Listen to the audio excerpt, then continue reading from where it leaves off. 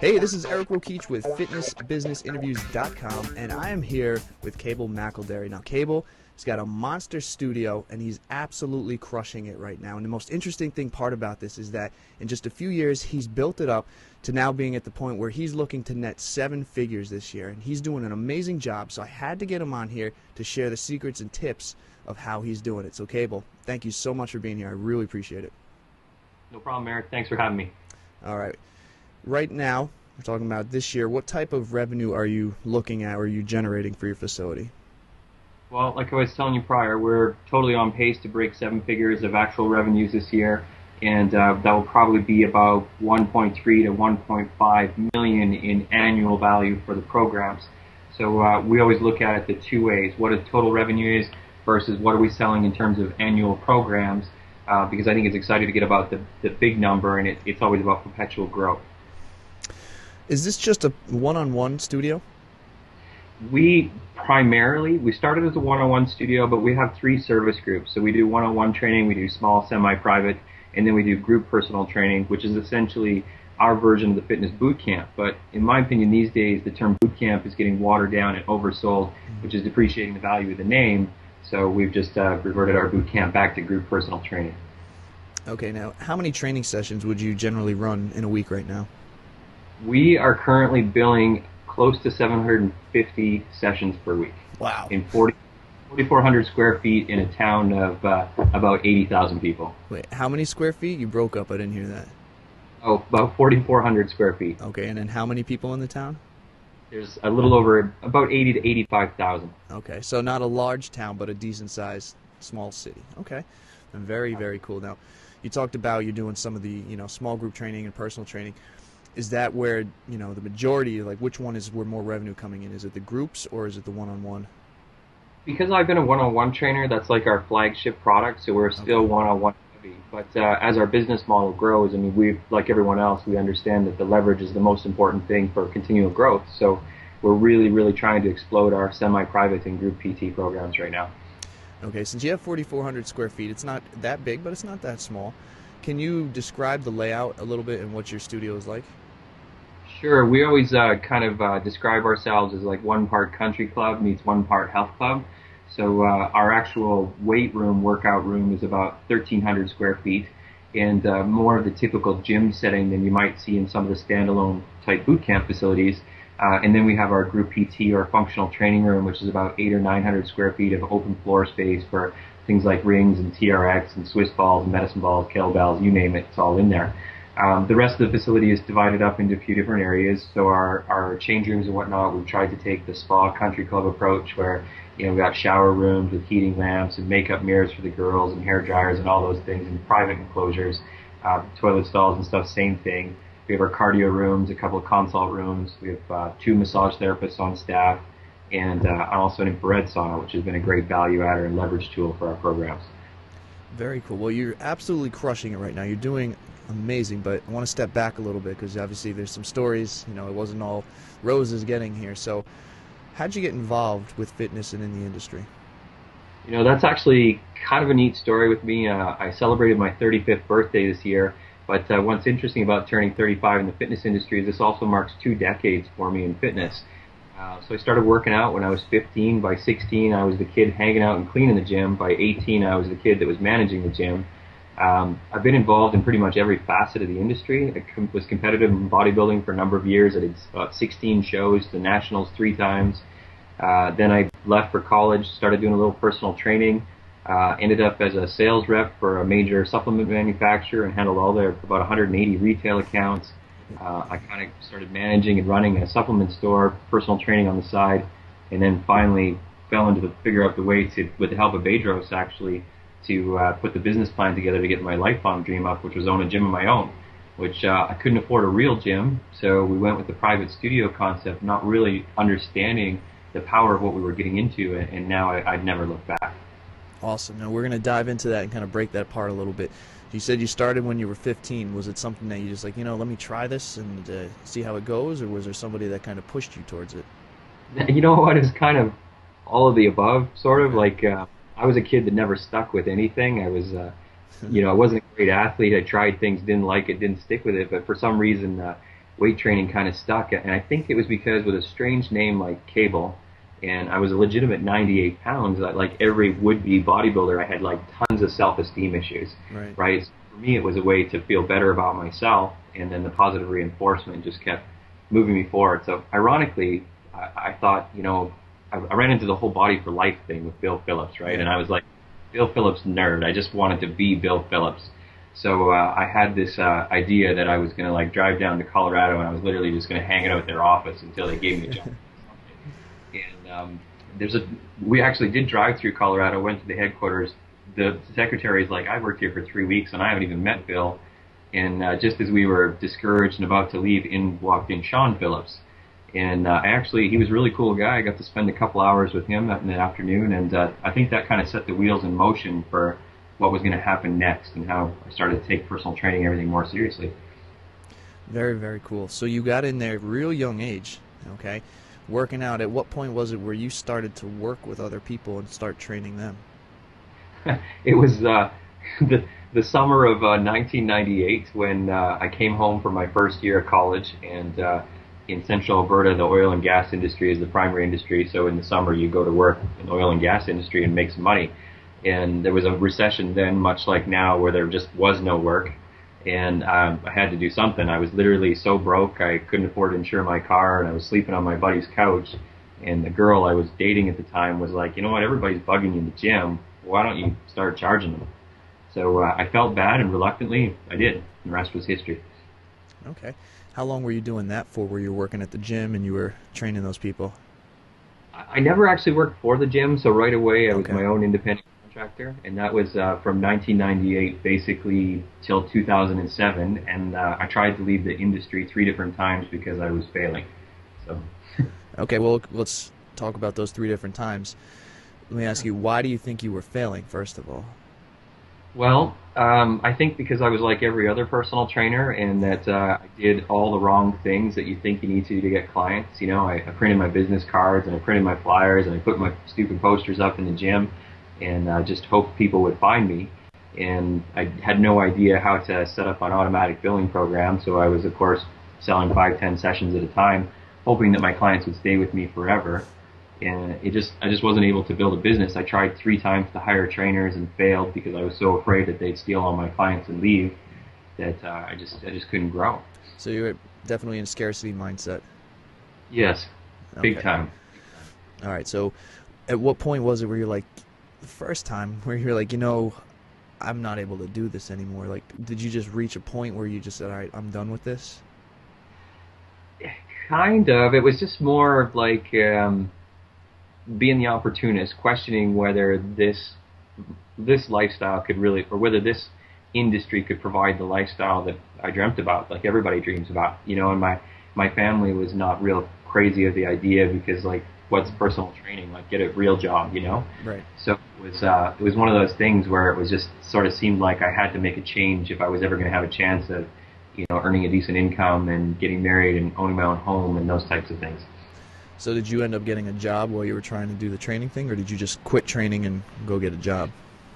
No, I always kept training, but I made the mistake of trying to be an expert in 2 fields. So the first time I left, I actually got involved with a financial company and was certified to sell life insurance, which was a frightening thing. And you realize, you talk about having clients for life, go sell life insurance. And if you can do that successfully, you can sell anything. So I realized how difficult that was, and I really didn't want to be tied to people for the rest of my life or have that conscience of knowing what was going on with their investments and being responsible for it. So I left that and went back to training. A while longer, I was so broke that I had to get a real job, so I took on an electronic sales job at Future Shop, much like Best Buy in the U.S. How long were you doing the life insurance sales for? Oh, what did I do? It didn't last a year. It would have been probably the better part of a year, but not a full year. And it just didn't resonate with you, and you're like, I got to get out of this? You know what? It actually, I was pretty good at it. From a sales standpoint and being able to connect with people, I was pretty good. But what it did teach me was that the power of a list, and I didn't have one. I had probably 500-600 names of previous clients and stuff, but it wasn't the list to go sell life insurance successfully. But it taught me a lot about how important a list is. And then how did you get into electronic sales? Was it straight from life insurance, or was there a gap between that and the other one? There was a gap. I went back to personal training, and I just ended up in more debt. So it was literally probably 30 to 60 days from bankruptcy, and out of desperation, I had to get a job. I knew I could sell, so went to work through the Christmas season electronics store to make some decent commission. All right, and you were pretty good at it, right? Yeah, absolutely. Okay. How long did you stay doing that one? Maybe say 6-8 months, and I was great at it. I could have made a decent living. Probably could have made 60 to 80,000 a year. Just didn't like having a real job. Didn't like working for somebody else. How did you end up? Because you said you were pretty good at life insurance sales. Is this something that was natural for you, or was it? Did you develop it over time? The sales skills. Like through college and stuff, I did like most college students. I worked retail and whatever else. Right. So I guess it was something that was just kind of developing. I was pretty fortunate, and I had some good mentors along the way that, read this book, read that book, or good education along the way. But just never really put all the pieces together. Okay, and then so you were in electronic sales just for a little while. What did you do after that? Did you just go back into personal training and just try and make that work? Yes. Okay. Yeah, so in fact, it was right about then that I met my now wife, and it's humbling and embarrassing now, but I was so broke at the time that I basically had to borrow $5,000 from her, which was pretty much every penny she had, in an effort to run a bodybuilding event, because I promoted for both the provincial and the national federation for about 10 years now, a couple events a year. So I basically borrowed every penny she had to run this event. Didn't make any money, didn't lose any money, but it kept me afloat basically for the next year. And actually, it was those events that finally allowed me to get ahead a little bit and start climbing out of debt away from bankruptcy while I was still trying to build my personal training business. How did you get involved in those events? I had been competing because this was already a few years. I'd done a few shows, so I had been hired by a guy a few years before to help him with one of the events, and realized that I could do that. And so when he decided not to do them anymore, I was able to bid on the contracts and get a couple of contracts. What would you do to promote for those? Because I know nothing about how to run an event like that. How would you promote those and get people to show up? At the time, we're pretty fortunate. Like bodybuilding, even now in Alberta, is really, really strong. Like a regional event will turn out about 100 athletes. So there was enough good things in place with the association that I could do all those wrong things. We could print posters and send them out to the gyms and stuff like that, and enough people would show up. And back then, it was still a pretty healthy amount of sponsorship dollars available if you were good on the phone and could talk the talk with the suppliers and stuff. So it was just a little bit of being in the right place at the right time. I may have passed over it, I'm not sure. Was there some other business you kind of got involved in with like selling signs or some type of media thing? Yeah. See, man, I try to do everything. Right around probably in the mix of all of this is I'm in desperation mode trying to figure out how to make a living. A guy I knew, I don't even remember how I met Jared, but he had a store in the mall, and he had this idea. A friend of his was selling this advertising, and it was advertising in washrooms, which is pretty common now. But we have the big sports rec complex here in the city, and he had this idea, like, well, why don't we try to sell ads, in the washrooms? So he knew I could sell a little bit, but the main thing was I've always been a kind of do-it-yourself kind of guy. So throughout this process of personal training and stuff, I was designing my own business cards, and I was designing my own crappy website and things like that. So I had enough knowledge to sort of be able to generate some ads and figure out how to do this. So him and I kind of teamed up to have this little advertising business, which really didn't go anywhere, but made a couple more bucks to kind of scrape by, Okay, so you did all this, you started to gain the experience, you're promoting the events, you had some business experience, but you're doing your personal training on the side. I mean, was this, all this stuff that you're doing, did this end up helping you start to build your business? Were you growing at all, or were you just flat for all these years? No, like, I actually, so before we opened the studio, I got to the point where I probably had about 40 to 50 one-hour appointments a week. Okay. And I was pretty well known in the city as a trainer. By that time, I probably had 1,500 to 2,000 clients that had been training with me at one point or another over the span of 8 or so years. So it was really accumulation of all of these things. I learned a little bit here and a little bit there, and then it was really Bedros that helped me put the synergism of all that together and launch the studio and go. Once you started having a little bit of a knowledge of exactly, how to sell and do things like that, and you're starting to be able to pull in some clients, what were you doing at that time that was working for you? Good question. Really, it was just finally I had been around long enough. Like the only thing that allowed me to get off the ground was, for one, I'm 5'4". I'm not a tall guy, right? But when I was competing at 5'4" and 190 pounds and lean all the time, it was like I was a big guy that was still a little guy that people could approach in the gym and say, "Hey, you look good. How do I look like you?" So really, that's how it began. And then just having enough clients over a span of years finally allowed me to get a reputation in the city, to get a lot of referrals and word of mouth. In around that time, because it's been about 6 years now. So I had done a show, and the local media was interested in doing a story on me because I did well at the show. And at the same time, I just threw it out there. I'm like, you know what? I've always wanted to have a column and be able to write to people about fitness and stuff. Is that a possibility? So that was one of the things that really helped in those last couple of years. Is they actually looked at my work and then decided, hey, you'd be a good columnist. So I've been writing for them now for like 6 years. Okay, and that's, I'm sure, been a big help for you. Yeah, we all know the power of an ad article. Well, it's almost as good as having a phone column every 2 weeks, right? Now, were you still running all of this out in that gym that you started at? Yes.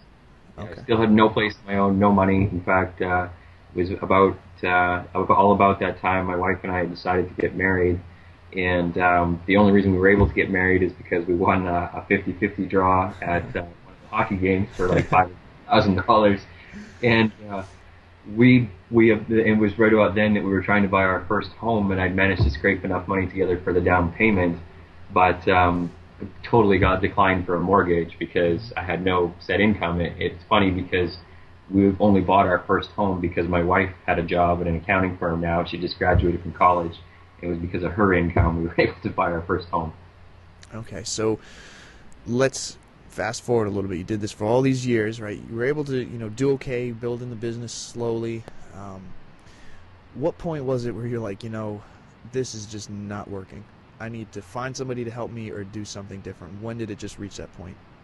I think I was kind of always looking for it because that was, I think, why I left the industry. But ironically, it was I was looking for a tool to make the business better, and I came across a high-tech trainer, Bedros' old product, and then started to get his spam. And it was so right about then, it was like the end of 2006, and when he did the first Fitness Business Summit, I was like, I'm like, man, maybe there's an answer out there, and it's like I just got to go and spend every penny I have or can't really afford to go and check this out and see if I can get an answer. So I've always been that guy that buys the lottery ticket once in a while because it's like you just want that little piece of hope that maybe the answer's around the corner. Okay, when you got to Fitness Business Summit, was that like an eye-opening experience, and did that really just charge you up and get you ready?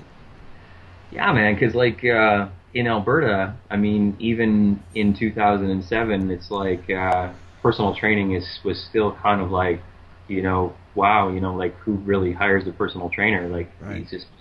But then you go to a place like California, and it's everybody is a trainer, Right. So, so I left there feeling like I just couldn't believe that that's what the industry was like, So it was totally jacked. I spent way more money than I could afford because I couldn't, I really couldn't afford to go, and ended up hiring, Bedros as a mentor and stuff at that point. And it was awesome. So what'd you do once you left there? Was that when you decided to open the studio? I argued with him all weekend why what he was telling me wouldn't work. And by the time I got off the plane in Calgary, I had all the pricing structure and numbers done for what would become our studio about 4 to 5 months later. Now, obviously, with the money issues, your wife had helped for the house, things like that. How did you end up with the money to, get the studio up and running? A lot of things had to fall in the right place. Okay. So after 2005, we, both of us working, and contributing to this or whatever. We managed to save a little bit, and then we were very fortunate with the way the housing market went here, so we had managed to accumulate a bit of equity in our home. And and right when I knew I couldn't handle a studio on my own, so my business partners Pat and Miranda were actually clients of mine. I had prepared them for shows, and they were the only other trainers around here that I would have trusted to maybe actually work with. So I'm like, are you guys interested in this? So between the two of us, we thought we should try to pursue this, and it just so happened that we came across a guy that knew a major equipment manufacturer that had literally just repossessed all of this gym equipment, and we were able to buy it at a very small lot. So we put in about 400 man hours and $10,000 for our first renovation into the studio, and bought all of our equipment at the time for less than $30,000. So we didn't have to get a lot. And we couldn't get any money from the bank. Our business proposal was totally declined, so we had to find ways to self-finance. So it was like the stars were in line, like just a lot of things fell in the right place at the right time. Well, where else did you find the money? I mean, obviously, your business partners put in some, you put in some, but 30,000 still a lot of money for equipment in a studio. Yeah, it was basically every penny we had, like every penny of our equity, anything that we could come up with. We thankfully even had family and friends that had contributed a little bit to other things that allowed us to free up some more money. So yeah, it was, we were counting pennies. How scared were you at that point? Yeah, it had to work. Let's put it that way. Yeah. I mean, yeah. Okay. I don't even know how to. So now you've got the studio up and running. You had some clients. They had some clients. What were you doing to bring in clients for the first grand opening in the first month or so? It actually just worked a lot easier than we thought it would. Given it Red Deer being a fairly small city at the time, there was literally only 4 radio stations. So we managed to work out a deal with one of the radio stations because I'd had a relationship with them from my events in the past, and we're able to do some basic awareness, branding type advertising. For my stint in life insurance, I had kind of started to learn about the importance of a list and been starting to try to email people on a regular basis. So I had a few hundred people on an email list. And what else did we do? Essentially, that was about it. Like I had about 50 appointments of my own, and my business partners maybe had 30 or so appointments. So between the two of us, we had enough to basically cover the expenses of getting the place open. Okay, now I want to know exactly what are the roles right now in the business. What's your role, and then what are the roles of your partners? Sure. Yeah, it's really dynamically changed, particularly in this last year. I'm primarily the business growth and systems development marketing kind of guy, so I handle all of the marketing and promotion that we do, and then just really sit back and work on company policy and systems, because it's cool that we're doing a lot of sales, and I know that's what everyone's pumped about, but our goal is actually to franchise and take the business to scale to have many multiple locations. Since that's your role, you still doing any training? I have 4 clients. Okay. One client's been with me more than 5 years. The other 3 are pretty high profile. And I'd actually prefer not to, but I'm like every trainer. I love my clients. I can't get rid of them. Right. Okay. So now we're back, a month or so in. How many clients would you say, around the end of the first few months did you have? Geez, in the studio, I never really know. Only recently have I really started to look at how many clients. I could tell you that when we started, we were doing about 100 billable appointments per week, and within about 6 weeks, that was at 200, and it's just steadily grown and grown and grown. The benchmark for us was a year and a half ago. We were told that Jenny Craig, the local Jenny Craig outlet, was doing about 650 appointments per week. So that's always been our target, was to be on par with Jenny Craig. When you first opened, it was just, I think, like you said, just the one-on-ones, right? Yes. Okay, that's pretty cool. What were you charging when you first opened? We went right into automatic billing, which was $2.99 for 12 appointments a month. So what does that work out to? A little less than $30, $25, $26 a session. So, and that was for 30-minute sessions. 30-minute sessions.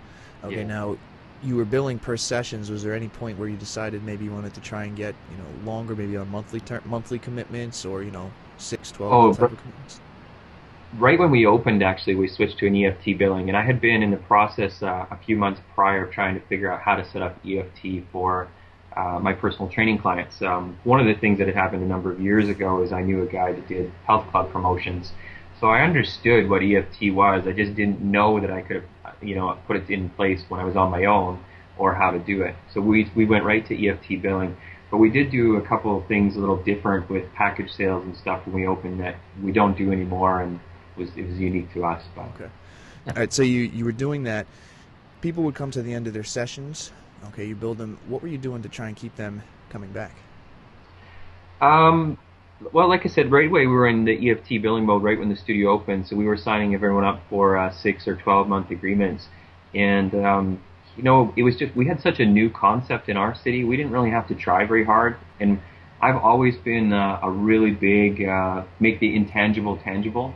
So I love paper. So if you train at our studio, even before the studio opened, I was already giving my clients a nice welcome package that had a number of different materials and stuff in it.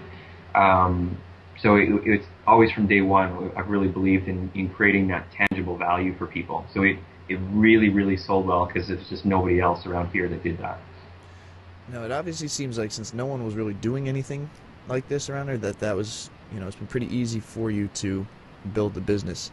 Do you think it would be harder or easier if you actually had, maybe another studio or something like yours when you'd first started? Well, there were a couple of other studios, but just nobody knew about them because nobody took personal training very seriously. Now, there's probably a dozen studios in town now, 4 years later. So we've really created a market and now have a ton of competition. But through Profitable Personal Trainer and working with the other fitness professionals around North America in the last year, Vancouver, Calgary, wherever, it really doesn't seem to matter. The process is the same.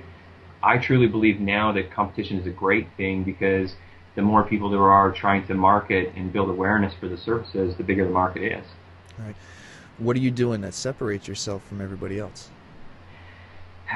It's just really a ton of value. Like the way that we structure our services is so individualized. We do full posture range of motion. We do tons of athletic testing with our everyday housewives that show them and teach them about how their body works.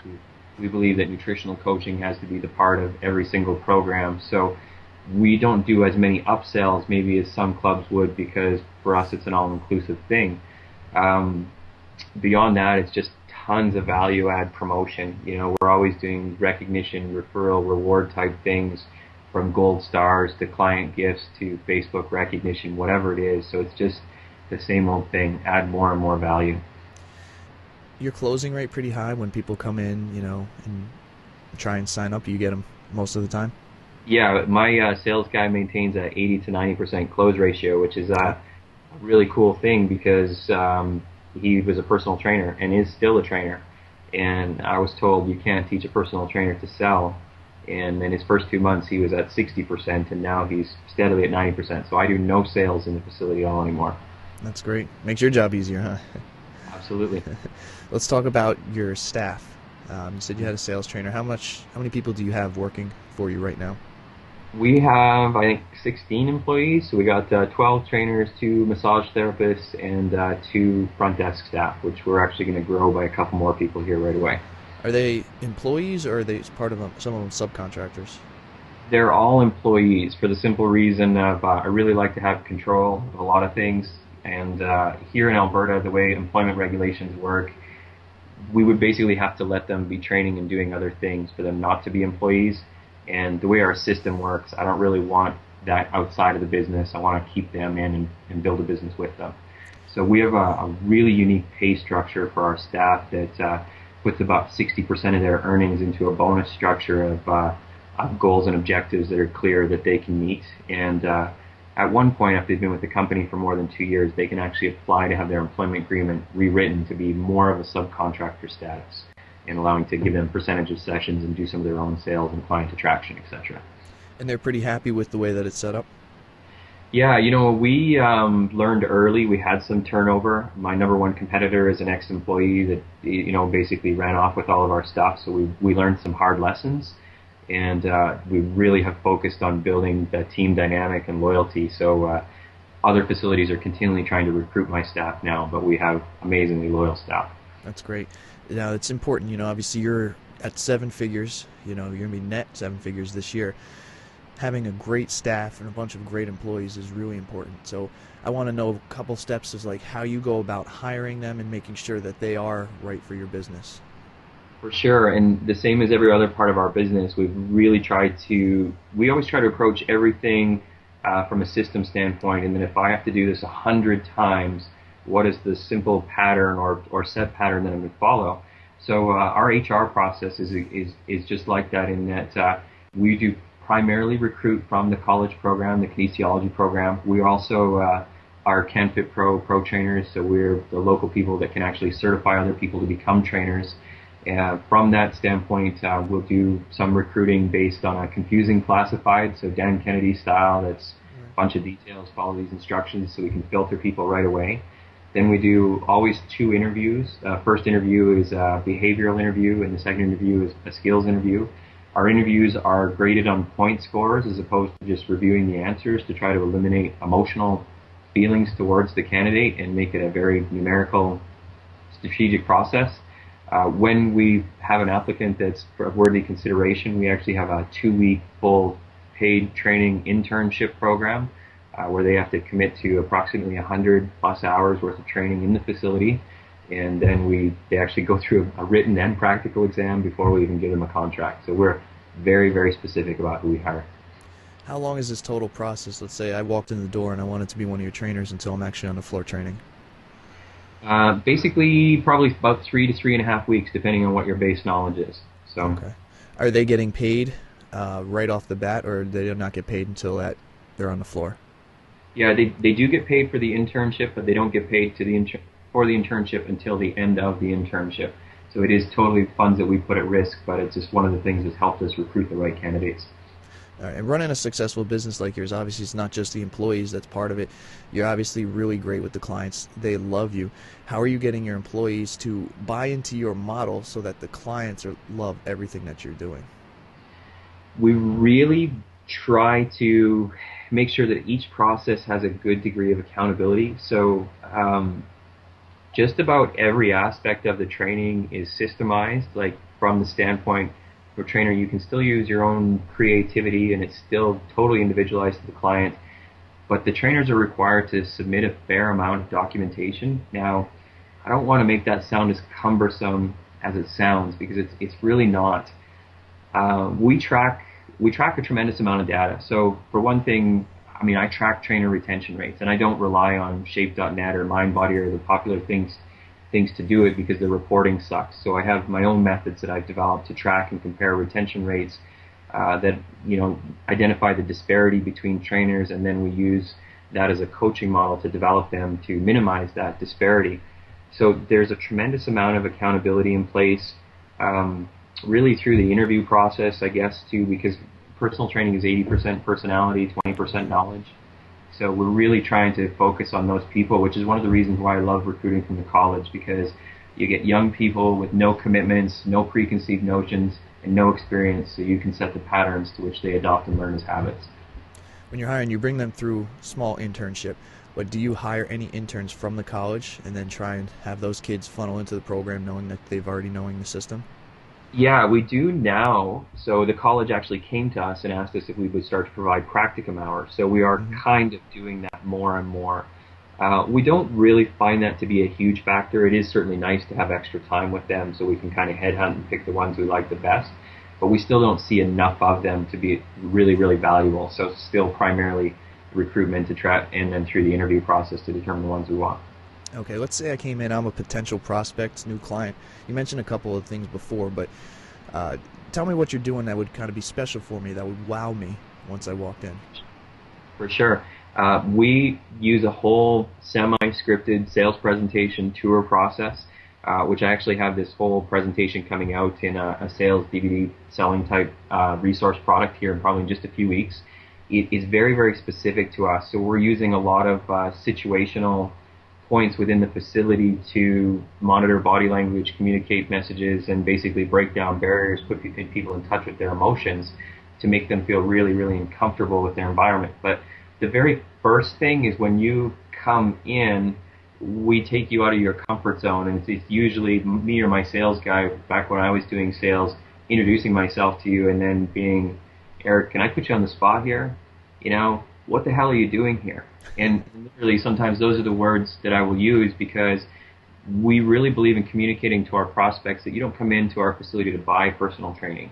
You come in here to apply to see if you're a good fit for the facility, because we really want to help you and we want to make sure that it's a good fit for you. So it's a lot of little things that may not seem like a lot that add up to communicating the right message with the prospect that we are extremely different than any other facility they've been in. Let's say I've been on board for a while. What are you doing special for me since I've been with you for a little while? For sure. This continually grows. So we have basically a rate freeze for all of our clients. So anybody that was with us at day one is still paying that $299 rate. We never raise your rates unless some really horrible thing happens. Additionally, we do still a lot of recognition things, events and stuff we have. We recognize you. We send people gifts and whatnot, you know, whether it be edible arrangements. We're actually just working on some apparel. So, for instance, if you've been there for a year, you're going to get like the 1 year jacket, which will be very unique to anybody that's only been there for 1 year. So different things like that. So anytime that we have special offers or gifts, or we do a lot of strategic alliances where we'll get like free rounds of golf and things like that, and we just fire these out to our long-term clients and really just, you know, keep showing them how much we value them. How are you getting those alliances? I mean, a couple free rounds of golf, I'll take that. Absolutely. I'll tell you actually the number one, there's two pitches that anybody going to talk to a business should use, because they are the two that always work. And one is if you have any amount of people on your mailing list, you simply walk in and ask to, you know, you tell them that the first thing is always positivity. So, Eric, you know what? I've heard great things about your business. My customers are coming here. They're saying great things about you. I have a list of 500 people. I just like to know, how can I refer them to your business? Who do I talk to about referring them? So that's number one that always gets you through the door, because nobody's going to turn away dozens and dozens of leads. Number two that works extremely well is, Eric, I've heard great things about your business. My customers are saying really good things about you. We really like to associate ourselves with great businesses in the community like yours. You are one of two businesses that I'm sponsoring this month, and I would like to give all the employees here this trial package where they can use our services. It's absolutely free. You know, here's some gift cards you can give to your clients, and then try to get the business owner and give them something better. So the business owners, we give them usually anywhere from 1 to 3 months of one-on-one training to really build the foundation of that alliance. What type of alliances have you set up where it's actually helped to bring in a lot of clients for you? One of actually the best ones, I ran that exact pitch on a lady that owns a athletic store called One Two Activewear, and it just so happened they were doing a big radio campaign, and that weekend, and she was so excited that she was paying for all this radio advertising. They were talking about us. Yeah. So I think our lead box generated something like about 125, draw slips that weekend. So that's probably one of the biggest, because it was just the timing was right. But we also, the other thing actually that's earned us a ton of referrals is we take special populations really seriously. So for instance, if you have a client with an injury, it's almost impossible to actually get a hold of their physician. But one of the things we found that physicians have really come to appreciate is we have our standard physician release form, but on the back of it, there's a series of questions that the physician actually completes, identifying, anatomically, what are the areas of concern, what are the things the client can or can't do. And we've found actually that is a really great source of leads for us in terms of generating relationships with medical professionals, which has just elevated our credibility in the community like 1,000-fold. That's tough to do. Sometimes, get a hold of some medical professionals and get them to refer to you. Is there anything that you did for them to, besides what the forms to help, get them, send you some clients? Haven't had to. Honestly, really? It's it's been Red Deer. We're very fortunate with this city in that this is like the biggest small town city out there. So when people say good things about you, it's like being in a town of 500. Word gets around, people know, and they believe you. And I can't tell you how many referrals that we get from doctors and physiotherapists now. It's ridiculous. So referrals is your biggest source of pulling clients in? Yeah, and really it probably should be for any fitness professional. Right. And what else are you doing? You mentioned a couple things early on, advertising, things like that on the radio. What else are you doing marketing-wise that's really working for you? The most cost-effective thing right now is definitely Facebook. I mean, Facebook is the ultimate segmentation tool, and it's so inexpensive and easy to use. So Facebook is huge, and then email marketing, so list marketing is my primary other thing. Same as a lot of the internet marketers. Our list is just growing to the point now where we're always. I'm a big content nerd, so like 1 to 2 times a week, I'm continually publishing content on our website, and that value add alone for our list is so favored upon that we get tons of response from email marketing that way. We do a fair amount of lead boxes. We do the plastic gift cards that everyone does also. We have kind of a unique way that we use the gift cards. So we're doing these custom thank you cards for other businesses, but those are the primary things. Now, tell me about those custom thank you cards. Yes. There's a company actually out of the U.S. that found me by accident. Actually, they found my old contact information, and they offer a travel gift card. So it's much like the plastic gift card that people are seeing, with the exception that it's for travel. Now, the neat thing about this is card can be customized or generic or whatever. And when a user registers the card, they don't have to purchase anything. They can just register the card to see what they can redeem with it. Which the packages are pretty cool. I'm actually going to go on one a little later this year because I want to know firsthand how great they are. But when they register that card, it actually acts as an opt-in for us. So what I've done is I've actually generated a thank you card. So again, let's say that you owned a hair salon. I might come to you as a complimentary business and teach you how you can show your customers appreciation and make them more loyal. And I would print a thank you card that has the logo of your business on it. So it's your thank you card. And inside it has 2 gift cards, this travel gift card plus one of our plastic gift cards for programs. So the travel gift card is left generic, so it looks like it genuinely comes from your hair salon. And at the same time, you've teamed up with us, which are the weight loss or fitness experts, and we're giving you this other gift. So imagine as a hair salon or a local coffee shop that's trying to compete with all the franchise locations, or some of the maid services or limo services, anything that your customers might be using. Imagine them being able to give each one of their customers a thank you card with a $300 or $400 value add in it that costs them nothing. And then at the same time, that travel card is an opt-in for us, so we're penetrating and accumulating their list. Well, that's kind of like the gift card 2.0 version. That's pretty cool. Yeah, it's working extremely well. Like we find the cards have a 30 to 40% opt-in rate, wow. So it's quite high for the amount that we're distributing, and then using that as a tool to get our lead boxes and everything else in the door, we're creating all that branding at other locations. Okay, you're talking about lead boxes, using the gift cards online, the email marketing, things like that. Any big offline marketing techniques you're doing? Maybe, you're doing speaking at all, any types of contests? Used to. We do, thanks to Josh Carter, I do a lot of the 6-week challenges, so we're just actually launching our next one now, which has been a really, really solid recruitment tool. What I think it's funny, there's the whole Body for Buy thing going around right now, the 90-day challenge, and I think 90-day challenges are terrible for personal trainers just because it's too long. We need that conversion period. So the 6-week challenges are really big. The other, what else do we do that's been, in the past I actually used to do a lot of speaking engagements. So for new trainers that are really trying to build a clientele, that's absolutely the best way. The lunch and learns, the corporate wellness programs, those types of things. Yeah, I'm a big believer. That was one thing that really helped me too. Now, people are real worried and scared about approaching corporations and doing the public speaking. How did you go about finding those types of speaking engagements? Again, I was pretty fortunate because with my column in the newspaper, a couple of them actually found me, which gave me the confidence to. It was one actually that started it all. And it's so funny because this lady has just been a huge fan, and she's given me so much support in many other areas.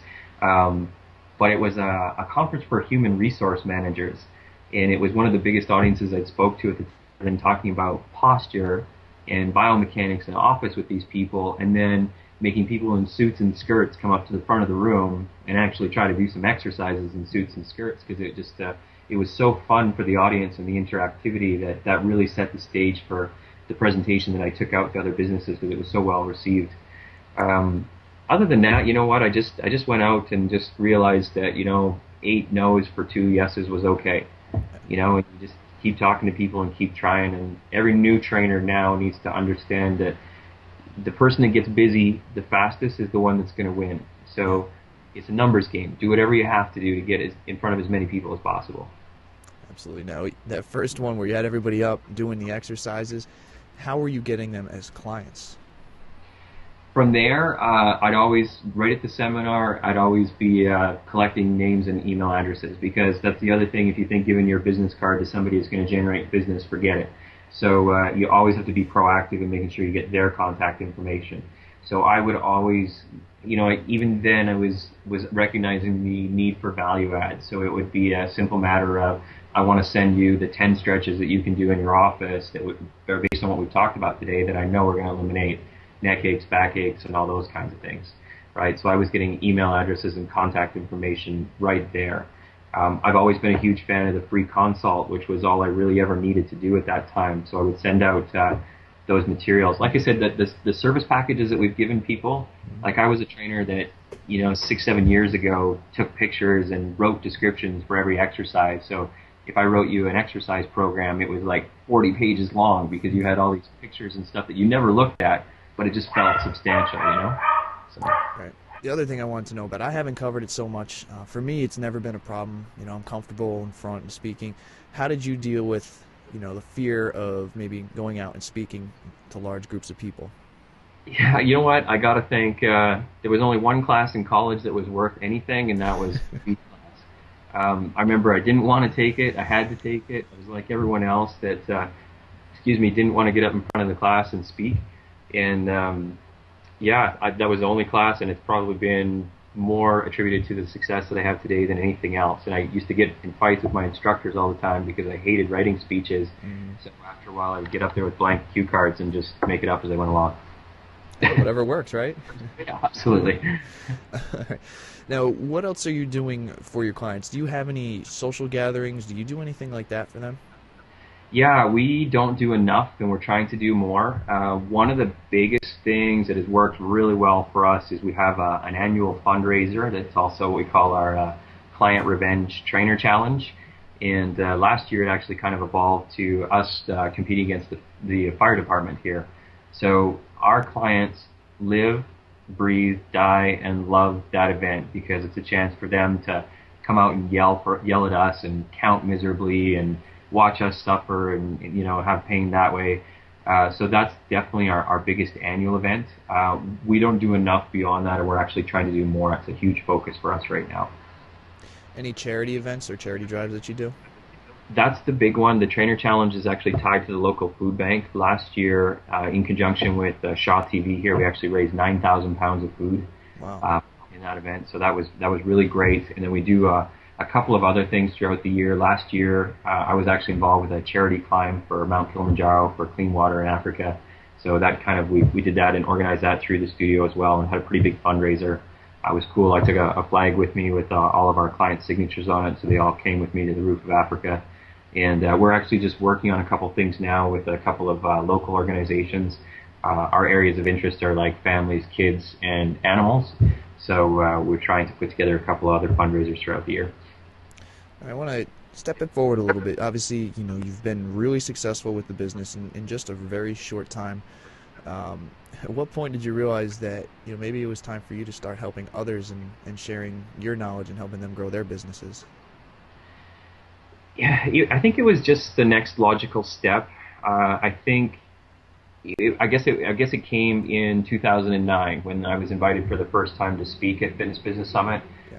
I knew in 2008, Bedros kind of alluded to me. He's kind of like, you know what, maybe you're one of the guys that I need to speak next year. And I was so excited about that.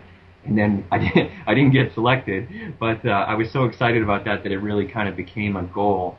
And then when I spoke there in 2009, it was sort of obvious because, like I said, our goal is to franchise the business.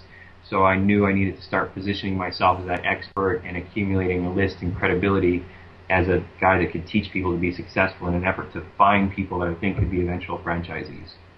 You went and spoke at Fitness Business Summit. What was the first thing you did to go out and try and bring in, consulting clients?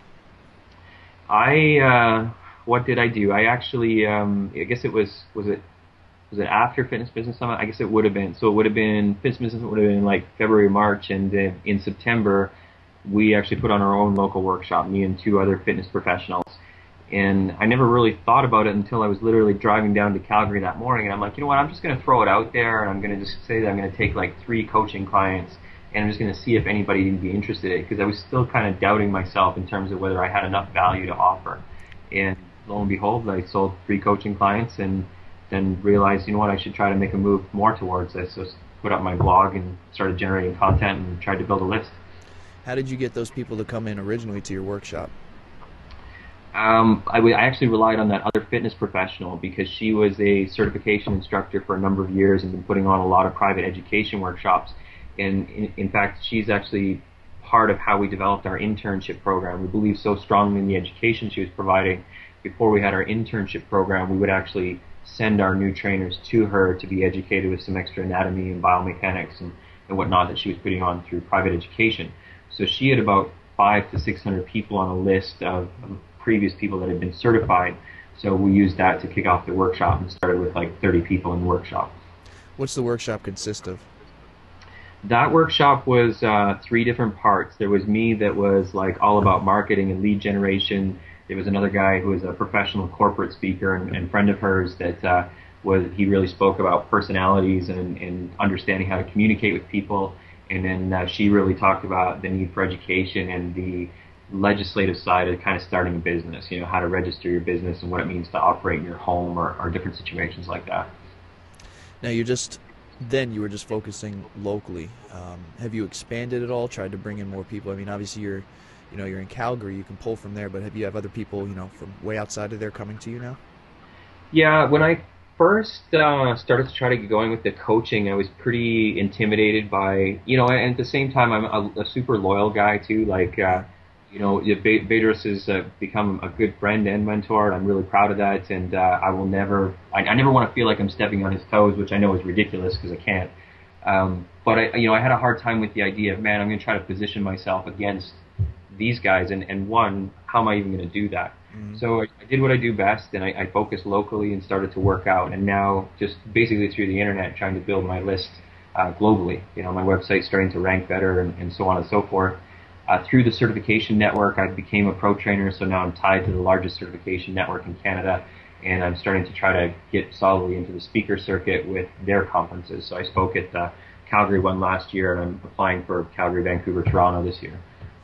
Okay, now, so you're going to just focus the Canadian side of things? I mean, that would be my guess. Yeah, I'm optimizing globally, but okay. Primarily, because I just can't compete against those guys. There's too much more stuff they do. So much easier for me to start there and grow. Right. Okay, so you're doing the workshops. Anything else that you're doing? Online programs or products that are helping trainers? Yeah, well, through ProfitablePersonalTrainer.com, I offer a coaching and mentorship program. We've actually recently moved our studio to licensing format. So we've taken on about 6 licensees as a case study group to make sure it works. We're already kind of seeing some things in that we may or may not change. So I do offer my mentorship and coaching programs. I have my first physical product coming out here in a few weeks with the sales DVD. And then we have a couple other things lined up that we're looking at doing for product-based. And then, of course, I'll have a subsidiary product with the workshop that we're going to film and present this weekend in Calgary. Okay, you talked about franchising your business, and then there you just talked about having licensees. Is that the same thing? Kind of. Through the licensing format, nobody's expected to actually be a one-to-one fitness, and the license systems are basically there as a guideline for them to modify, edit, use, don't use, develop as they wish. So essentially, it's a far less expensive with less liability way for me to test our system in other markets. So franchise is still the goal. This is just a way for us to, overcome some of the obstacles and hurdles without spending the money. How far along are you in the franchising process? Not. It's today I actually just started to meet with one of the lawyers we'll potentially be working with to develop that, and then I had the fortunate opportunity to sit down with a franchisor of a company that has over 100 units in Canada here just last week. So we're really just kind of in exploration mode and trying to figure out what we need to do to get off the ground successfully. Okay, franchising, the success of a franchise, it's all about having the systems in place. Yeah. How important are your systems to your success? critical. And I mean, this is what I spoke about at Fitness Business Summit this year. Now, over the last year, I went from spending 50 hours a week in the facility down to about 10. So, and if I'm there for 10 hours a week or longer, it means something's really gone wrong. So everything is tracked and analyzed, from sales reports and close ratios to cost per lead to conversion of marketing programs to how we run payroll to EFT tracking and what that means for retention in the facility.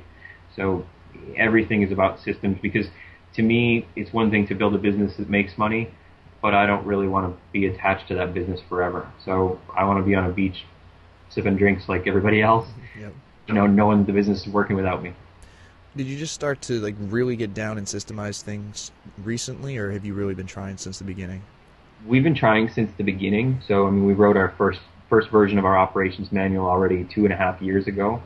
Because as soon as we opened the business, we did everything with that attitude. If I have to do this 100 times, how am I going to do that? So we've really tried to be systemizing. A lot of changes have really happened in the last year simply because we found a lot of holes in the bucket. It's like we were doing this crazy volume of sales. We got into trouble at one point where we were renovating and we had a budget that was unrealistic, and our renovation soared to 4 times the original budget. Wow. So the business was in jeopardy because overnight we had cash needs of almost $250,000, and it was as good as we were doing, it was enough to almost topple us. So it really made us aware of the holes that were in our bucket, and we've basically been plugging them ever since. Here's the important question. If you were to step away from the business, would it keep going? Absolutely. You know what? When I went to Africa last year, really that was the acid test, because that was the first time I had been away and out of contact for an extended period of time. I was gone for almost a month, and in the time frame I was gone, we sold another $108,000 worth of annual programs. Not bad. Not bad at all. Now, do you recommend, let's say there's somebody who's just starting out, maybe doing the one-on-one, do you recommend some sort of systemization from day one, or do you want them to get their feet wet a little bit and then maybe start working into it? Both. I think it's probably unrealistic for a trainer within their first 6 months to sit down and create any kind of operations manual, because every day is going to be a new challenge and you're going to have to fake it till you make it. But as early as a few months in the industry, I'll adopt that mentality. Imagine whatever you have to do today, you have to do 100 times. How are you going to do it to save time and do it more efficiently? All right, we're wrapping up here, and I kind of want to know, what's your life now compared to what it was? Like, what's the business done for you personally? Man, it is completely different. My wife and I, we just moved into our 3rd home in November. Our home's valued now probably almost $750,000. Nice. I didn't have any problem getting the financing, so that's great. I mean, I was actually just looking it up today for the workshop because I wanted to talk about it, and my total revenue from my events and personal training business for 8 years prior to the studio was a little over $600,000. So that's total for 8 years. So I mean, the studio has produced now in 4 years like 5 to 7 times what my total revenue was in an 8-year span in the last 4 years. So life has completely changed. I mean, I work from home. I spend 10 hours a week at the studio. I do 4.5 hours of personal training a week, and I travel and do whatever I want when I want. That's awesome. And what would you say is the key to your success with the business? I think surrounding yourself by people more successful than you is a huge thing. You always need to surround yourself by the people that you wish to emulate. I think setting defined goals and working backwards, which we all hear but nobody does, like you really do have to write them down and reverse engineer them, and holding yourself accountable to those goals. I mean, the first thing I do every evening or every night, or every morning rather, is pick the 3 top things I need to accomplish that day and write them on a piece of paper. And fail fast and fail often. Speaking of failures, what's been your biggest one? We grew so fast we needed to renovate or get more space. We couldn't, so we bought a failing gym and figured we could run 2 studios into the same business and exchange clients. And that cost us about $65,000 in a 4-month period. So that was a pretty big failure. What'd you learn from that? Don't ever think that you can run two locations as one business. Everything has to be separate. All right, last question for you. For anybody who's watching, you've been very successful. What's a piece of advice you'd want to give to somebody who's maybe, where you were 5 or 6 years ago? I think the biggest thing for trainers is trainers are always afraid of the idea of giving too much away. So you see too many trainers do the free session or the free consultation. One of my most successful coaching clients who went from he was barely doing $1,000 a month to he's done probably $65,000 or $70,000 in annual programs in 14 weeks. Okay, so 14 weeks ago he was making $1,000 a month. And the biggest thing is get rich by give it away. So it's like we said earlier in this interview, the most successful trainer is going to be the one that gets the busiest the fastest. That doesn't necessarily mean your clients are paying you.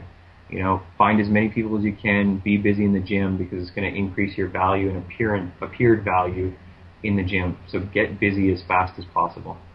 Awesome. Cabel, you've given some amazing information here, and I know there's tons more where that comes from. So where can people go to find out more information about you and what you're doing? Yeah, check out our two websites. My coaching website and my marketing blog is profitablepersonaltrainer.com. Tons of marketing systems. I'm a real systems guy, so there's tons of systems stuff there. If you want to check out what we do with our studio, that's at personaltrainingreddeer.com. You can kind of see what we do. Cool, man. Cabel, thank you so much for being on here, man. This was a great interview. Thank you. No problem. Thank you.